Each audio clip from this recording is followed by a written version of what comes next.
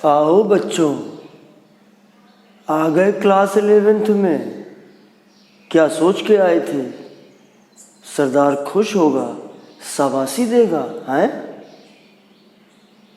क्या सोच के आ गए भाई आप क्लास 11th में? 10th क्लास कंप्लीट हो गई, बड़ी मज़ा आ गई। अभी 10th हो गए, ये हो गए, अभी 11th में चलेंगे, ये कर लेंगे, वो कर लेंगे। तो बेटा सब लोग बुरी तरह से फंस जाओगे। अब क्लास 11th में आ गए, ख़तरा शुरू हो गया। क्लास 11th में आके हर चीज़ अब आपको बड़ी डिटेल में मिलने वाली है। तो अगर आप पहले से प्लानिंग नहीं बना के चलोगे तो आपको क्लास 11th में बड़ी दिक्कत होने वाली है। ख़ास तौर से शुरुआत के पहले टेस्ट में बहुत दिक्कत होने वाली है। क्लास 10th में बहुत थोड़ा थोड़ा पढ़ते थे, क्लास 11th में इतना सारा पढ़ना है, डिटेल्ड में पढ़ना है। तो अब आपको इस चीज़ पे ध्यान रखना है। दोस्तों, मैं केमिस्ट्री गुरु विष्णु एक बार फिर से आपके सामने लाया हूँ एक बड़ा ही शानदार वीडियो जो क्लास 10th जिन बच्चों ने इस साल दिया है उनके लिए बेहद बेहद बेहद ज़रूरी है। और उसका टाइटल यही है, बिफोर स्टार्टिंग क्लास 11th। और चूँकि मैं केमिस्ट्री गुरु हूँ तो मैं आपको केमिस्ट्री के बारे में बताऊँगा। वैसे अगर एक चीज़ के बारे में आप पढ़ते हो तो वैसे ही दूसरी क्लास में भी देखते हो। मैं एनसीईआरटी का बेस लेके चलता हूँ क्योंकि क्लास 11-12 के बाद होने वाले हर एक एग्ज़ाम जो इंडिया लेवल पे होते हैं वो सब एनसीईआरटी बेस्ड ही एग्ज़ाम्स लिए जाते हैं। चाहे वो आईएएस का पेपर हो, चाहे वो कोई भी एग्ज़ाम हो इंडिया में होने वाला, अगर वो इंडिया लेवल पे हो रहा है तो वो एनसीईआरटी पे बेस्ड होता है। एनसीईआरटी में ये क्लास 9th का ये सिलेबस आपके सामने लिखा हुआ है और ये क्लास 10th का लिखा हुआ है। आईएससी बोर्ड वालों में थोड़ा कुछ 19-20 ऊपर नीचे टॉपिक्स होते हैं, लेकिन क्लास अगर हम 11th की बात करेंगे तो 11th में जो सिलेबस सीबीएसई का है एग्जैक्टली वही आईएससी का है, वही यूपी बोर्ड का है और वही बाकी सारे रीजनल, लगभग सारे रीजनल बोर्ड्स का है। तो चलिए शुरू करते हैं। ये जो 9th क्लास में जो पहला चैप्टर हमारा है, क्योंकि मैं ये चाहता ये हूँ कि जब आप क्लास 11th में अपीयर करें तो आपको उसके पहले ये सब चीज़ें आपको थोड़ी थोड़ी आपको आइडिया होता हो। अब मान लीजिए क्लास 9-10th में उतने अच्छे से नहीं पढ़ा, या 9th क्लास तो बहुत पहले पढ़ी थी क्योंकि अभी तो 10th दे के आए हैं, एक साल के पिछले साल में 9th किया था, तो 9th की चीज़ें तो बहुत सारी आप भूल गए होंगे। 10th की चीज़ें अभी कुछ कुछ याद होंगी। तो मैं ये चाहता हूँ कि थोड़ा थोड़ा समरी के तौर पे मैं हर एक चैप्टर के बारे में थोड़ा सा बताऊँ ताकि क्लास 11 शुरू करने में आपको दिक्कत ना हो। तो चलिए शुरू करते हैं। पहला topic, matter in our surroundings. तो अगर हम ये पहला चैप्टर टॉपिक हमारा लेके चले तो बच्चों, जो हमारे आसपास की दुनिया है जिसको हम यूनिवर्स कहते हैं, ये दो चीज़ों से मिलकर बनी है। एक चीज़ होती है मैटर और दूसरी चीज़ होती है इलेक्ट्रोमैग्नेटिक रेडिएशन। मैटर जो हमारा होता है, तो मैटर के हमारे के से रिलेटेड क्या होता है कि ये मास और स्पेस दो चीज़ों से रिलेटेड होता है। Anything having mass and occupying space, mass हो और जो स्पेस ऑक्यूपाई करे वो मैटर होता है। इलेक्ट्रोमैग्नेटिक रेडिएशन में ये सब चीज़ें आती हैं, जैसे आपकी gamma rays, X rays, ultraviolet rays, और फिर विजिबल, फिर इंफ्रारेड एट्सेट्रा। तो इस तरह की जो रेडिएशन होते हैं इलेक्ट्रोमैग्नेटिक रेडिएशन, तो ये दो हिस्सों में आते हैं, मैटर, और इसको आप एक तरह से वेव मान सकते हो।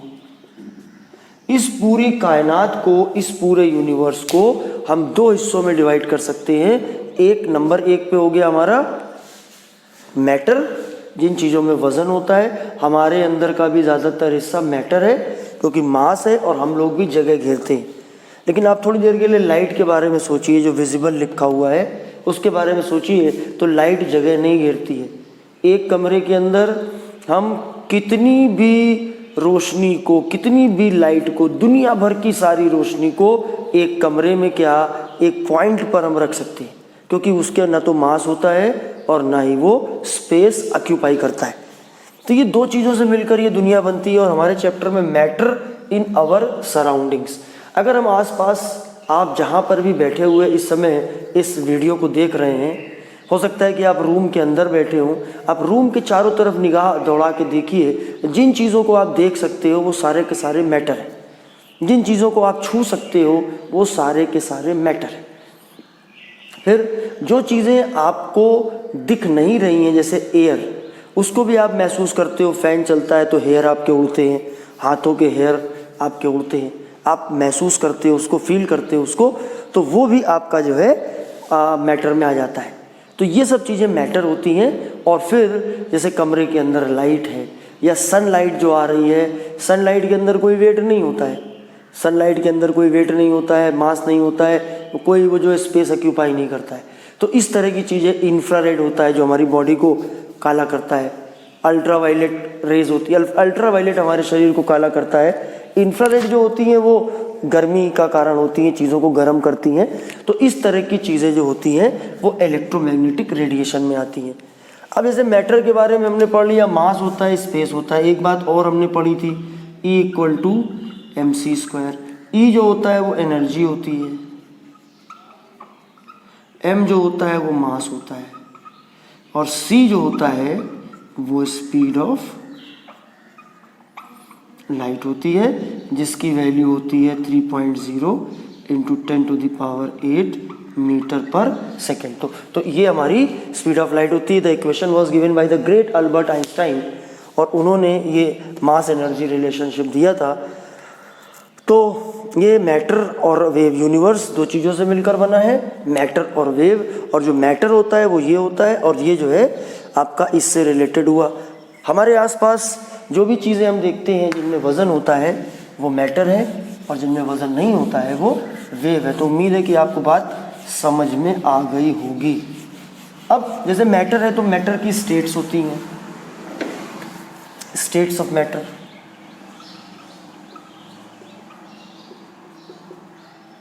अब स्टेट्स ऑफ मैटर में जैसे सॉलिड होता है, लिक्विड होता है, गैस होता है। सॉलिड, लिक्विड, गैस होता है, तीन स्टेट होते हैं। जैसे आइस सॉलिड स्टेट है, लिक्विड वाटर लिक्विड स्टेट है, और वेपर जो होती है, वाटर वेपर, वो आपकी गैस होती है। तो तीन स्टेट होती हैं। सॉलिड से जब लिक्विड में कन्वर्ट होता है तो इस प्रोसेस को हम इवेपोरेशन, इसको लिक्विफिकेशन या लिक्वेशन बोलते हैं। लिक्विड से अगर गैस मिलती है, क्योंकि ये प्रोसेस बड़ा अहम आपका साबित होगा, ये जो लिक्विड से जब हम गैस बनाते हैं तो ये प्रोसेस होता है इवेपोरेशन, और जब गैस से लिक्विड बनता है तो ये लिक्विफिकेशन कहलाता है। ठीक है ना। तो ये matter in our surroundings chapter में इतनी चीज़ें हमको पढ़ना ज़रूरी है। आप लोग बुक में एक चीज़ और भी पढ़ते होंगे कि प्लाज्मा स्टेट, चौथी स्टेट, इसका ज़्यादा कोई रोल केमिस्ट्री में नहीं है। और फिर बोस आइंस्टाइन कंडेंसेट पढ़ते हैं, इसका भी केमिस्ट्री में कोई ख़ास रोल नहीं है। आपको तीन स्टेट लेके चलनी होंगी क्लास 11 से लेकर आगे तक। हाँ, अगर आप किसी स्पेशल मैटर की फील्ड में ही केमिस्ट्री में कोई रिसर्च करेंगे तब फिर आप बाकी स्टेट्स के बारे में भी पढ़ेंगे। Now we have to focus on only 3 state, solid, liquid, in gas. Specially आपको क्लास 11th और 12th में इन्हीं के बीच का खेल मिलेगा, ना तो प्लाज्मा स्टेट में कुछ मिलेगा और ना ही बोस आइंस्टाइन कंडेंसेट में मिलेगा। तो ये हमारा देखिए पहला चैप्टर मैंने आपको समझा दिया। फिर सेकेंड चैप्टर में पूछा गया, is matter around us pure, यानी कि मैटर, प्योर मैटर के बारे में आपसे बात पूछी जा रही है। क्या हमारे आसपास दुनिया में जो भी मैटर है, यानी जिसमें मास और पोजीशन ऑक्यूपाई करने की काबिलियत है, स्पेस ऑक्यूपाई करने की एबिलिटी है, क्या वो हमारे आसपास प्योर होता है? तो नहीं। हमारी दुनिया में बनी हुई ज़्यादातर चीज़ें प्योर नहीं होती हैं। प्योर इन द सेंस कि वो मिक्सचर की फॉर्म में होती है। जैसे हम अपने आप को मैं देखता हूँ तो I am simply mixture, I am combination of so many molecules. मैं मॉलिक्यूल्स का अरबों खरबों बिलियंस ऑफ मॉलिक्यूल्स का एक गुच्छा हो, एक कॉम्बिनेशन हो। तो हम हमारे आसपास की दुनिया में जो भी चीज़ें हम लोग देखते हैं वो फ़िलहाल प्योर तो नहीं होती हैं। यानी कि अगर हमारे पास हम मैटर को देखें तो मैटर में हमारे पास एक तो प्योर चीज़ होती है और दूसरी चीज़ हमारे पास मिक्सचर होती है। और प्योर चीज़ जो होती है उसके अंदर हमारे पास एलिमेंट होता है,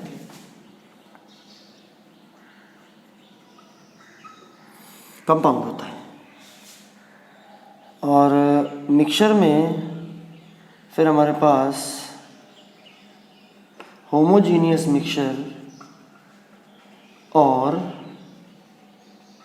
हेट्रोजीनियस मिक्सचर होता है।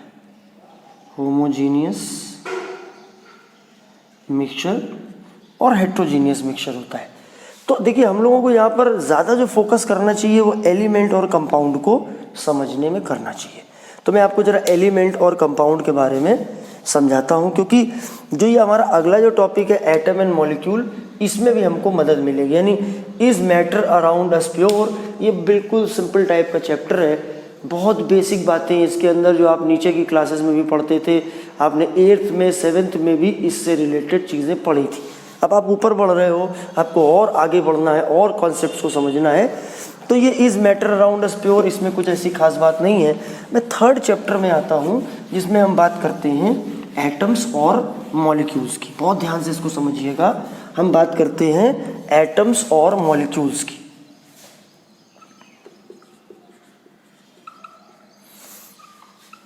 एटम्स, तो भाई एक अगर केमिस्ट्री एक कहानी है तो ये कहानी एटम्स और उनसे मिलने वाले मॉलिक्यूल्स की है। What is chemistry? It is simply study of atoms and molecules. Atoms और मॉलिक्यूल्स के बीच की जो कहानी होती है वही होती है केमिस्ट्री। तो एटम एंड मॉलिक्यूल्स में हम लोग देखा जाए तो थोड़ा सा मोल कॉन्सेप्ट्स के बारे में पढ़ते हैं और चीज़ें पढ़ते हैं। तो मैं आपको ज़रा ये 3-4 टर्म को ज़रा क्लियर कर देता हूँ। Atoms, molecules, elements, compounds. ये एक 4 टर्म हैं जो कंफ्यूजिंग हैं और इनको आपको क्लियर करना ज़रूरी है। एटम्स, हमारी दुनिया एलिमेंट से मिलकर बनी है। हमारी दुनिया एलिमेंट से मिलकर बनी है। Maximum possible elements 118। ज़्यादा से ज़्यादा हम लोग जो मान सकते हैं, हालांकि ये भी नंबर एग्जैक्टली कंप्लीट नहीं है, लेकिन ज़्यादा से ज़्यादा हम एलिमेंट मान सकते हैं। तो there are total 118 elements. 118 element इस दुनिया में हैं, जिसमें अप टू एटॉमिक नंबर 92 वो आपके नेचुरल है, यानी नेचर में पाए जाते हैं, जबकि अबव 92 वो आपके जो है आर्टिफिशियल है। तो अगर हम बात करें कि हमारी दुनिया यूनिवर्स मैटर और इलेक्ट्रोमैग्नेटिक वेव से मिलकर बनी है, तो जो मैटर होता है उसके अंदर मेन जो चीज़ होती है, सबसे बेसिक चीज़ होती है, वो एलिमेंट होती है। Element, atom. अब एटम क्या होता है कि ये basic constituent particle of element. Actual में क्या होता है,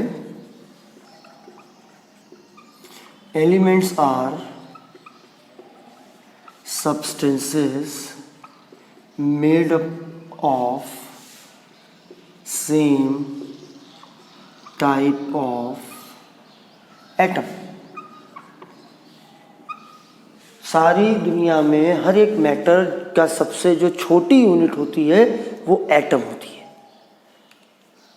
एटम किनसे फर्दर मिलकर बनता है वो एक अलग मुद्दा हुआ। जैसे आप सोचिए कि ये बॉडी जो है किससे मिलकर बनी है, तो अगर हम सबसे बेसिक चीज़ में जाए तो सेल, ये सेल से मिलकर बनी है। अब इस सेल से मिलकर क्या बनता है, अलग अलग ऑर्गन्स बनते हैं, फिर अलग अलग सिस्टम्स बनते हैं, फिर सिस्टम से मिलकर पूरी एक बॉडी बनती है। लेकिन सेल भी तो किसी से मिलकर बने होते हैं ना, और सेल के अंदर वो सेल फ्लूइड होता है, वो माइटोकॉन्ड्रिया होता है और सेल वॉल होता है, तमाम तरह की चीज़ें आप लोग जानते हो, तो वो सेल हो गया। उसी तरीके से ये मैटर किससे मिलकर बना होता है, तो मेनली एटम से मिलकर बना होता है। एलिमेंट किसको बोलते हैं, element are substances made up of same type of atoms. Molecules क्या होते हैं,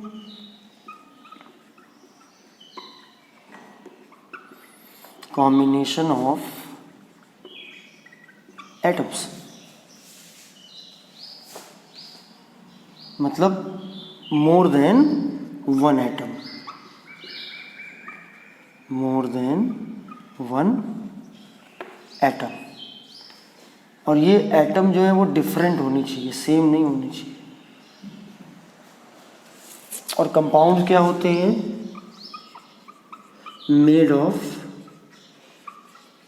मॉलिक्यूल्स। तो ये मैंने ये देखिए, आप इनकी डेफिनेशंस तो अलग से आप याद कर सकते हो, लेकिन मैं अब आपको इसको जो एग्जाम्पल लेके समझाऊंगा वहाँ से बात आपको और बेहतर समझ में आएगी। मैं आपको जरा एग्जाम्पल लेके समझाता हूँ, तब बात ज़रा ज़्यादा समझ में आएगी, नहीं तो आप लोग उलझ जाते हो उसी जाल में, डेफिनेशंस के जाल में फंस जाते हो और उसका रियल मीनिंग नहीं समझ पाते हो। जरा देखिएगा और बात को समझिएगा। जैसे Na, तो हमने पूछा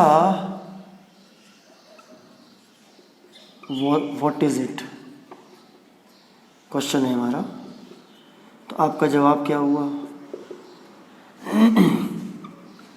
an element.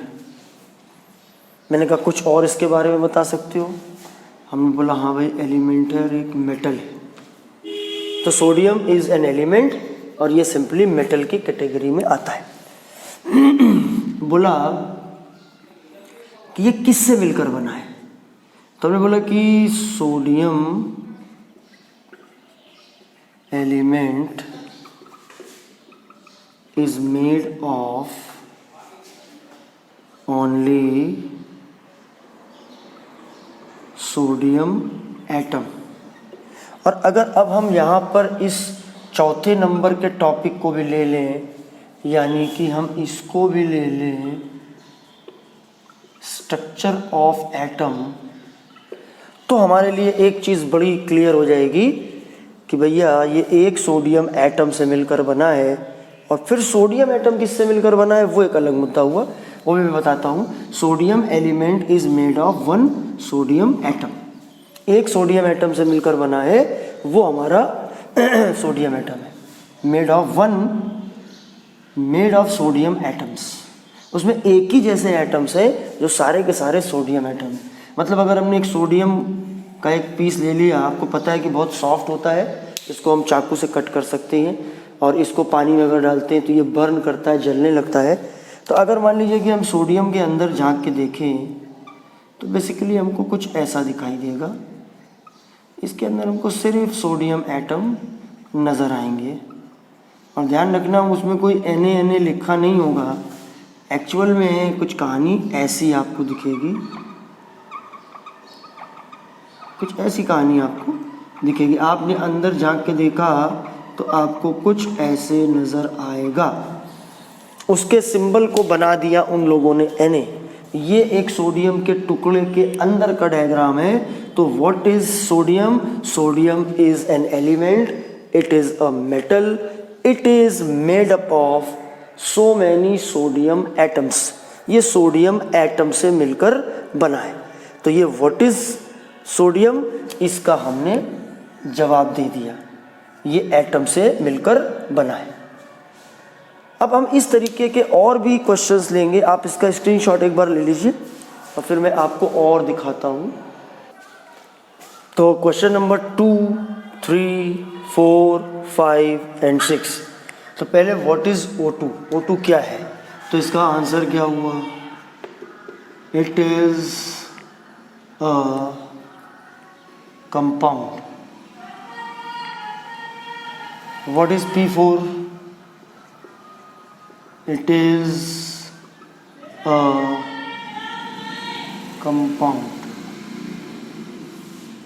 It is an element, और ये भी एक एलिमेंट है। आप देखिए ये एलिमेंट है और ये भी एलिमेंट है। क्यों? क्योंकि ये एक ही जैसे एटम से मिलकर बने हैं। आखिरकार O2 के अंदर आपको 2 ऑक्सीजन नज़र आ रहे हैं और दोनों देखा जाए तो दोनों ऑक्सीजन ही तो है, O ही तो है। और दूसरा ये भी एक एलिमेंट है क्योंकि ये भी इससे मिलकर बना है, एक जैसे एटम से मिलकर बना है। And what is Fe? It is an element, क्योंकि इसके फॉर्मूले में तो हमको कुछ और दिख ही नहीं रहा है, हमको सिर्फ इसके अंदर Fe दिखाई दे रहा है। अगर एक ही टाइप का एटम नज़र आए, O2 में सिर्फ O दिख रहा है, दो O, 4P, 1 Fe, तो ये हमारे एलिमेंट हो गए। And what is element? What is H2O? तो अब हम इसको लिखेंगे इट इज़ अ कंपाउंड। ये हमारा एक कंपाउंड है। क्यों? क्योंकि ये एक से ज़्यादा एटम से मिलकर बना है।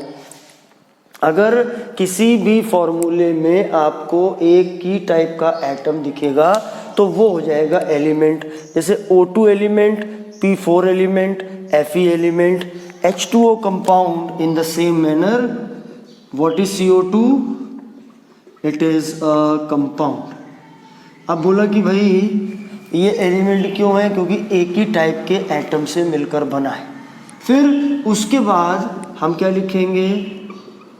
It is made up of O2 molecule. ये किससे मिलकर बना है? ये O2 मॉलिक्यूल से मिलकर बना है। It is made up of P4 molecule. It is made up of Fe atom, क्योंकि इसके अंदर और कोई चीज़ मौजूद नहीं है, सिर्फ एटम है। What is? It is made up of H2O molecule. And what is CO2? It is a compound and it is made up of CO2 molecule. तो अभी आपके सामने बहुत क्लियर चीज़ है कि व्हाट इज़ O2। बहुत ज़्यादा समझिएगा, इसमें बहुत कन्फ्यूज़न रहेगा आपको 11th में भी, 12th में भी और आगे भी। पहली चीज़ what is O2? O2 is an element. क्यों एलिमेंट? एक ही जैसे एटम से मिलकर बना है। देखिए ये इसका ये फॉर्मूला होता है, ये वो मॉलिक्यूल है जिससे मिलकर ऑक्सीजन बना है। हमें पता है कि ऑक्सीजन हमारे लिए मेरा सबसे बड़ा मित्र जो है वो है O2। ऑक्सीजन मेरा प्यार है, मेरा पहला प्यार है। ऑक्सीजन के बिना मैं एक पल भी जिंदा नहीं रह सकता हूँ। आप लोग जानिए, मैं ऑक्सीजन के बिना एक पल भी जिंदा नहीं रह सकता हूँ। O2 it is an element, it is made up of O2 molecule, और ये उसका स्ट्रक्चर हुआ। And what is P4? और P4 का जो मॉलिक्यूल होता है वो कुछ ऐसे बनता है, ऐसे बनता है। देखिए ऐसे बनता है, ये एक P हुआ, ये P हुआ, ये P हुआ, ये P हुआ, ये P4 का एक मॉलिक्यूल है। और ये एलिमेंट क्यों कहलाता है? क्योंकि इसके अंदर सारे एटम फॉस्फोरस के ही होते हैं और Fe को कुछ बनाने की ज़रूरत नहीं है, वो अकेला है। और H2O का ये ऐसे स्ट्रक्चर बनता है, दिस इज़ H2O। और CO2 का ऐसा स्ट्रक्चर बनता है। CO2 क्या है? CO2 एक कंपाउंड है। CO2 किससे मिलकर? कंपाउंड क्यों है भैया? एक से ज़्यादा एटम है। H2O क्या है? कंपाउंड है। क्यों? एक से ज़्यादा एटम है। O2 क्या है? एलिमेंट है। क्यों? क्योंकि एक ही जैसा एटम से मिलकर बना हुआ है। तो अगर आप इन 2 3 4 5 6 अगर इन 5 सवालों को आप अच्छे से अपने जहन में बिठा लेंगे तो मुझे नहीं लगता है कि कोई आपको दिक्कत इस टॉपिक में होने वाली है। यानी अब एटम, आयन, एलिमेंट, मॉलिक्यूल मैंने क्लियर कर दिया। अब मैं जो स्ट्रक्चर ऑफ एटम है उसके बारे में बात करता हूँ। सवाल ये है कि दुनिया में हर एक मैटर किससे मिलकर बना है? बोला एटम से मिलकर बना है। बोला एटम किससे मिलकर बना है? तो बोला एटम जो है एटम किससे मिलकर बना है? बोला 2 चीज़ों से मिलकर बना है। एक होता है न्यूक्लियस, दूसरा होता है इलेक्ट्रॉन्स। न्यूक्लियस जो होता है वो बीच में रहता है, न्यूक्लियस के जो एटम के बीचों बीच में रहता है, और न्यूक्लियस फर्दर प्रोटॉन और न्यूट्रॉन से मिलकर बना होता है। प्रोटॉन और न्यूट्रॉन से मिलकर बना होता है। और जो इलेक्ट्रॉन होता है वो तो अपना इलेक्ट्रॉन ही होता है। ठीक है, प्रोटॉन पॉजिटिव होता है, न्यूट्रॉन न्यूट्रल होता है और इलेक्ट्रॉन नेगेटिव होता है। ठीक है, किसी एटम का जो नेट चार्ज होता है वो 0 होता है। Net charge on any atom equal to 0। तो एटम इलेक्ट्रिकली न्यूट्रल होता है। एटम को हम सिंबल कैसे लेते हैं? जैसे हमने लिखा 6C13, तो ये कार्बन के एक आइसोटोप का सिंबल है। वैसे आइसोटोप कार्बन के 3 होते हैं, 6C12, 6C13 और 6C14। वैसे आप लोग अगर जो मैंने प्लेलिस्ट पढ़ी हुई है और ये लिंक भी आपको आई पे मिल जाएगा प्लेलिस्ट का, तो वो आप लोग अगर देखेंगे तो उसके अंदर मैंने एक वेरी बेसिक करके मैंने बनाया है और उसमें छोटी छोटी चीज़ों को डिटेल में बारीकी से समझाया है।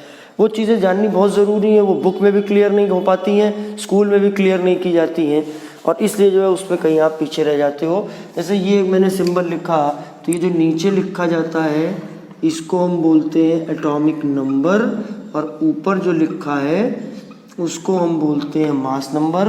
एटॉमिक नंबर को Z से डिनोट करते हैं। Z equal to number of proton equal to number of electron होता है। Atomic number is denoted by Z. It is always equal to number of proton and number of electron. If we are taking an example of an element. अगर कोई element लेंगे तो ये इसके बराबर होगा, और जो मास नंबर होता है उसको A से डिनोट करते हैं, and it is equal to number of proton plus neutron. अगर हम इसको बनाएं तो आप लोगों ने इसको इस तरीके से वर्किंग करना सीखा होगा, उसको मैं अगले वाले में बताता हूँ। पहले आप इसका स्क्रीनशॉट ले लीजिए, क्योंकि फिर आगे की चीज़ बताने के लिए हमें ज़रूरी पड़ेगा। ठीक है ना, ये हमारा 9th क्लास ख़त्म होने वाली है, और 9th क्लास को ख़त्म करने के लिए पहले मुझे एक चीज़ आपको सिखाना पड़ेगा, और वो है इलेक्ट्रॉनिक कॉन्फ़िगरेशन। क्या सिखाना पड़ेगा? Electronic configuration. तो इलेक्ट्रॉनिक कॉन्फ़िगरेशन जो देने की शुरुआत करने वाले थे वो एक स्कीम होती है बोर-बरी स्कीम, और उसका भी आपको आई लिंक में बोर-बरी स्कीम से रिलेटेड मैंने डिटेल बताया है। मैं आपको 30 तक के करके दिखा देता हूँ। जैसे 1 है हाइड्रोजन, तो इसका कॉन्फ़िगरेशन 1 है। He2 है तो इसका 2 हुआ। 3 अगर होगा तो 2 1 होगा। 4 अगर होगा तो 2 2 होगा। 5 अगर होगा तो 2 3 होगा। सॉरी 2 1 2 2 2 3 2 4 2 5 2 6 2 7 2 8, फिर 2 8 1, फिर 2 8 2, फिर 2 8 3, फिर 2 8 4, 2 8 5, 2 8 6, 2 8 7, 2 8। मैं चाहता ये हूँ, मेरा मकसद है कि क्लास 11th में जाने के पहले ये चीज़ आप सीख लो और अगर इसका भी आपको डिटेल चाहिए तो मैंने बोला है आई लिंक पे जाओ, उसको प्रेस करो, उसके अंदर मैंने काफ़ी जो है उसके अंदर दे रखे हैं वीडियोस, तो उसको आप देखोगे तो आपको ये चीज़ मिल जाएगी। तो 288 आया, उसके बाद 2881, 2882 20 हो गए, फिर 2892, 2810 2811 2812 2813 2814 2815 2816 2817 और 2818 ये आपका 30 हो गया। यही जो आपका 30 वाला होता है ये जिंक का होता है, जिंक 30 होता है। और अभी आगे आप जाओगे 11th में,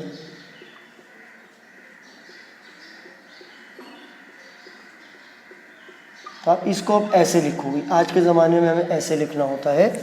ये श्रोडिंगर कॉन्फ़िगरेशन है, ये ऑफबाउ प्रिंसिपल के ज़रिए निकाला जाता है। ये मैंने आपको 30 तक के एटॉमिक नंबर 30 तक के आपको बता दिए। 1 है तो 1, 2 है तो 2, 3 है तो 2 1, फिर 2 2, फिर 3 2 3 2 4 2 5 2 6 2 7 2 8, 2 8 होने के बाद 2 8 1 2 8 2 2 8 3 2 8 4 2 8 5 2 8 6 2 8 7 2 8 8, 2 8 8 के बाद 2 8 8 1, फिर 2, फिर 2 के बाद फिर यहाँ पे भरने शुरू होंगे, बस यहाँ पे आप थोड़ा ध्यान दे देना। तो 9 10 11 12 13 14 15 16 17 18, ये आपका एटॉमिक नंबर 30 तक हो गया। बोर बड़ी स्कीम है, क्लास 11th में जब जाएंगे तो इसका कोई खास यूज़ नहीं होगा, फिर भी कहीं कहीं पर कुछ जगहों पर हमको बोर बड़ी स्कीम लगाने की ज़रूरत पड़ती है। ये जो जब हम क्लास 11th तक रहेंगे तो हमारे जो सिलेबस में चलेगा स्ट्रक्चर ऑफ एटम में हमको मॉडल्स की ज़रूरत पड़ेगी, और ये बोर का मॉडल है और ये भी फेल हो चुका है। तो सबसे मॉडर्न मॉडल है वो श्रोडिंगर एटॉमिक मॉडल है, जो 1926 में दिया गया था, आज से लगभग 100 साल पहले। एग्जैक्टली बोले तो करीब 94-95 ईयर्स पहले इसको दिया गया था। इसको आप स्क्रीनशॉट ले लीजिएगा। अच्छा, तो अगर मान लीजिए आज की डेट में हम एटम को लेकर डिस्कशन करें, और जैसे मैं आपको बताता हूँ कि मान लीजिए हमने आपको दिया 11 Na23, तो आपने पहले बोला कि ये भैया एटॉमिक नंबर है, इसको Z से डिनोट करते हैं, ये इक्वल टू 11 प्रोटॉन हो गया, ये इक्वल टू 11 इलेक्ट्रॉन हो गया। उसके बाद 23 देखा, 23 का मतलब है ये मास नंबर हुआ, इसको A से डिनोट करते हैं, ये इक्वल टू P + N होता है, ये वैल्यू 23 है। प्रोटॉन हमने निकाले 11 + N, न्यूट्रॉन हो गए आपके 12। तो इसका मतलब है कि न्यूक्लियस के अंदर क्या होता है, बोला प्रोटॉन होते हैं और न्यूट्रॉन होते हैं। कितने प्रोटॉन है हमारे पास, 11 प्रोटॉन है। कितने न्यूट्रॉन है हमारे पास, 12 न्यूट्रॉन है। फिर न्यूक्लियस के बाहर इलेक्ट्रॉन्स होते हैं, इलेक्ट्रॉन्स कितने हैं हमारे पास, 11 है। इनका कैसे कॉन्फ़िगरेशन होगा, 281। अब हमारा इससे एक हमारा एटॉमिक स्ट्रक्चर सामने आया, ये न्यूक्लियस हो गया, इसके अंदर 11 प्रोटॉन है, 12 न्यूट्रॉन है। फिर ये पहला शेल है, 2 इलेक्ट्रॉन है। दूसरा शेल 1 2 3 4 5 6 7 8 और फिर 1। ये वो पिक्चर थी जो बोर ने दिखाया था हमको। ये है on the basis of Bohr's atomic model, but unfortunately ये मॉडल इट वाज फेल्ड। और जो हमारे लिए जो मॉडर्न मोस्ट मॉडल है वो है श्रोडिंगर्स एटॉमिक मॉडल। जो श्रोडिंगर का जो एटॉमिक मॉडल है वो हमारे लिए बेस्ट आज तक का मॉडल है, और मॉडर्न मोस्ट एटॉमिक मॉडल हमारे लिए जो है वो श्रोडिंगर एटॉमिक मॉडल है। हम क्लास 11th में पढ़ेंगे। तो क्लास 11th में जाने के पहले हमको इस मॉडल को समझ लेना ज़रूरी है, हालांकि ये मॉडल पूरी तरह से सही नहीं है। तो ये देखिए मैंने आपको 9th का खेल पूरा समझा दिया, आप इसका स्क्रीनशॉट ले लीजिए, फिर हम लोग 10th के खेल में आते हैं। स्क्रीनशॉट ज़रूर ले लीजिए। ये पीरियोडिक क्लासिफिकेशन ऑफ एलिमेंट मैंने आपको बता दिया। तो ऊल जलूल क्रम है, जो आखिरी चैप्टर है उसको पहला होना चाहिए था। If chemistry is simply study of elements and their compounds, so firstly we have to study about elements. खैर कोई बात नहीं। अब उसके बाद हमको जो दूसरा चैप्टर लिया जाना चाहिए था वो होना चाहिए था चैप्टर नंबर 3। तो चैप्टर नंबर 3 है मेटल्स एंड नॉन मेटल्स।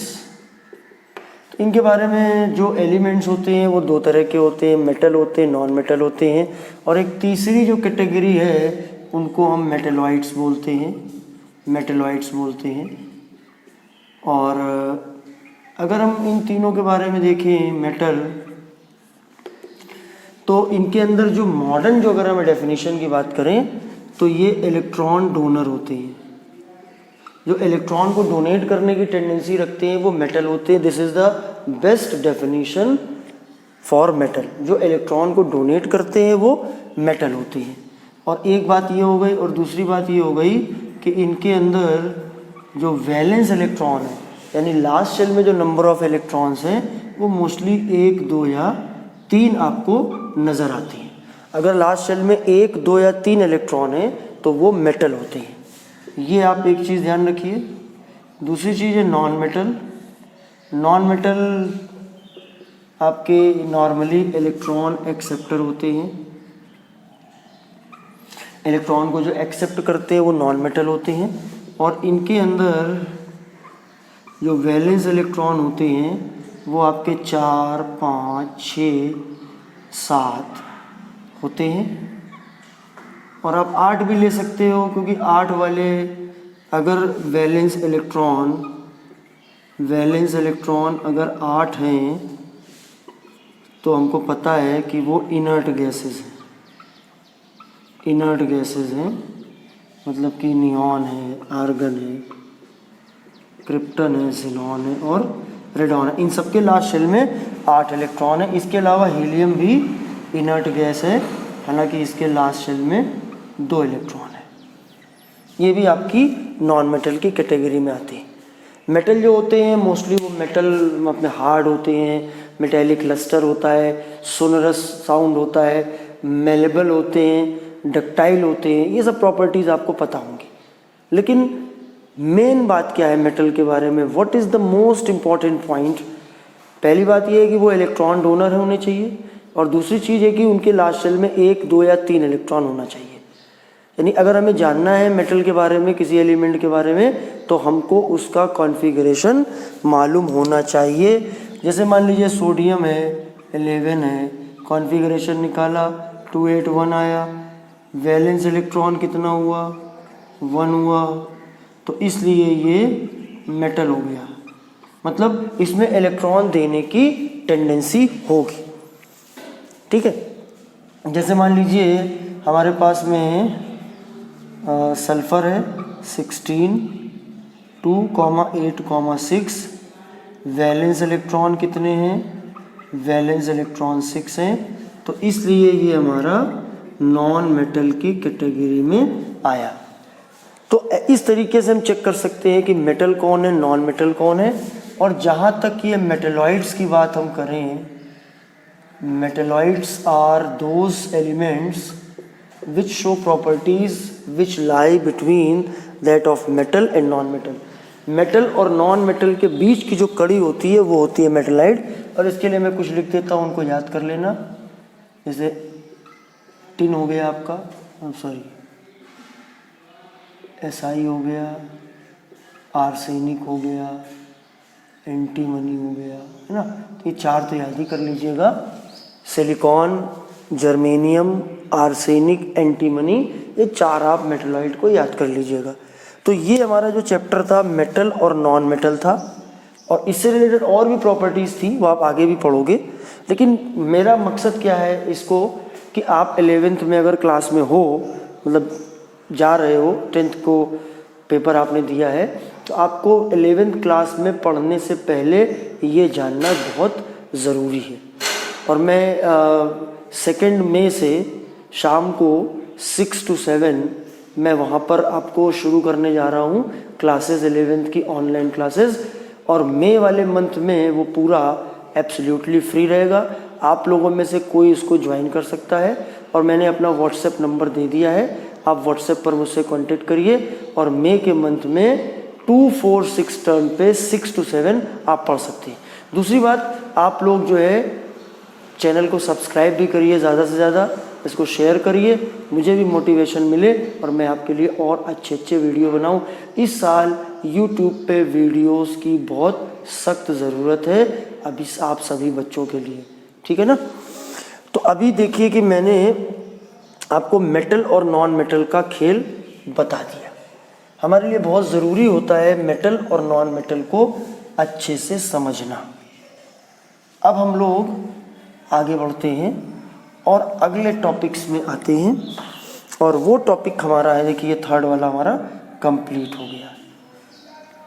अब हम बात करेंगे केमिकल रिएक्शंस की, एसिड, बेस और सॉल्ट की। तो अभी दूसरे नंबर पे हम एसिड, बेस और सॉल्ट को लेते हैं। एसिड लेते हैं, बेस को लेते हैं और सॉल्ट को लेते हैं। देखिए जो डेफिनेशन आपकी किताब की है वो आप पढ़ते रहिए, रटते रहिए, लेकिन मैं जो आपको चीज़ बता रहा हूँ आपके बेसिक को मजबूत करेगा।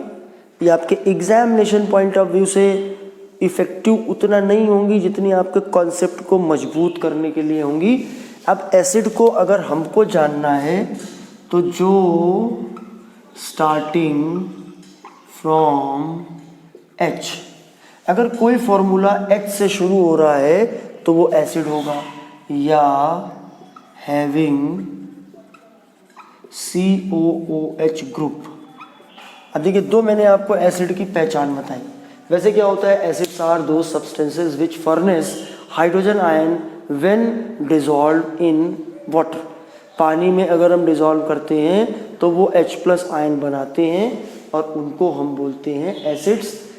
लेकिन हम किसी फार्मूले को देख के, किसी कंपाउंड को देख के हम कैसे जानेंगे, वो जानना हमारे लिए ज़्यादा ज़रूरी है। हमें ये जानना बहुत ज़रूरी है कि कौन सी चीज़ एसिड है, कौन सी चीज़ बेस है। एसिड हम का मतलब वो नहीं होता जिस तेज़ाब उसको फेंक दिया और चेहरे को जला दिया, छपाक, डजेंट मीन। एसिड का हमेशा मतलब वो नहीं होता कि खतरनाक, वो तो कंसनट्रेटेड एसिड होते हैं। लेकिन एसिड इन जनरल एक केमिस्ट के लिए ज़रूरी है कि जिनका फॉर्मूला H से शुरू हो रहा हो या जिनके अंदर COOH ग्रुप हो। देखिए मैं आपको कुछ लिखता हूँ, कोई भी फॉर्मूला आप सोचिए जो H से शुरू होता हो, any formula starting from H,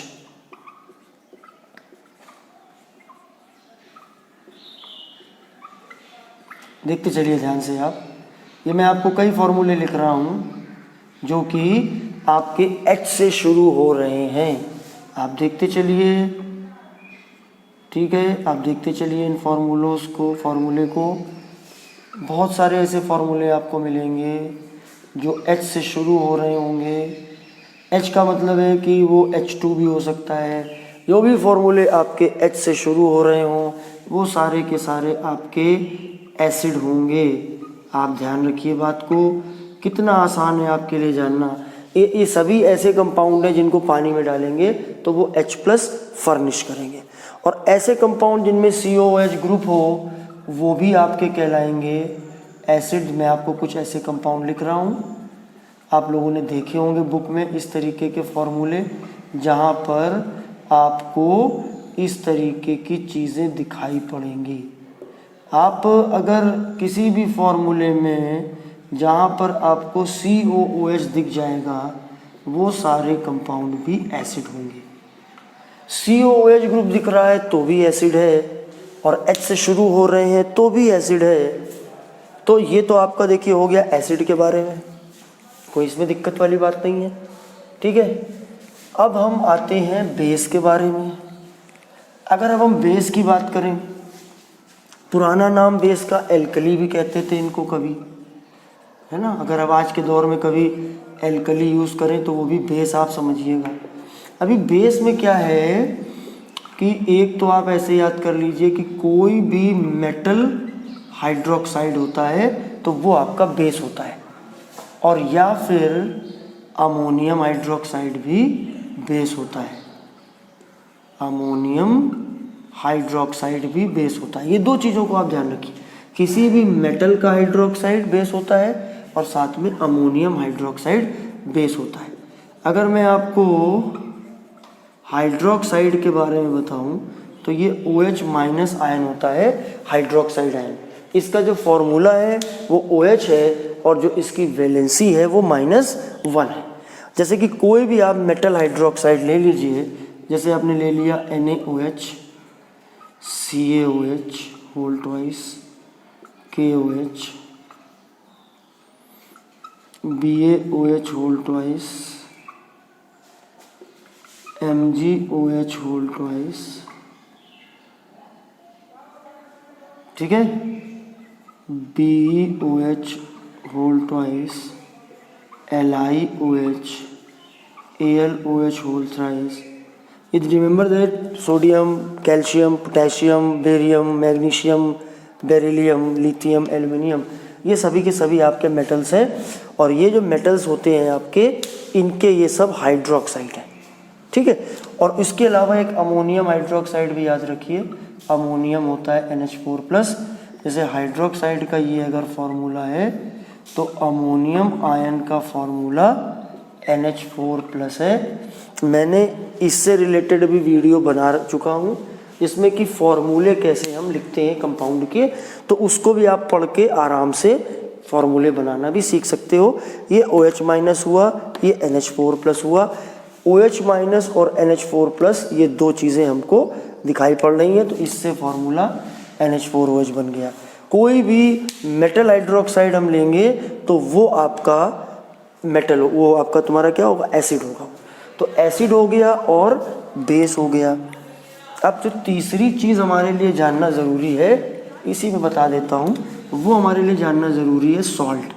तो जब हम एसिड की रिएक्शन बेस के साथ कराते हैं तो सॉल्ट बनता है और वाटर बनता है, ठीक है ना। जैसे मान लीजिए हमने HCl लिया, उसकी रिएक्शन NaOH से कराई तो NaCl बना और H2O बना। ये जो NaCl है हमारा, ये हमारा सॉल्ट हो गया। सॉल्ट ना तो H से शुरू होते हैं ना OH पे ख़त्म होते हैं, यानी सॉल्ट के मामले में एक बात ध्यान रखिए, neither started from H nor ending in OH। ये मेरा डायलॉग है, मेरा डेफिनेशन है आसान बनाने के लिए।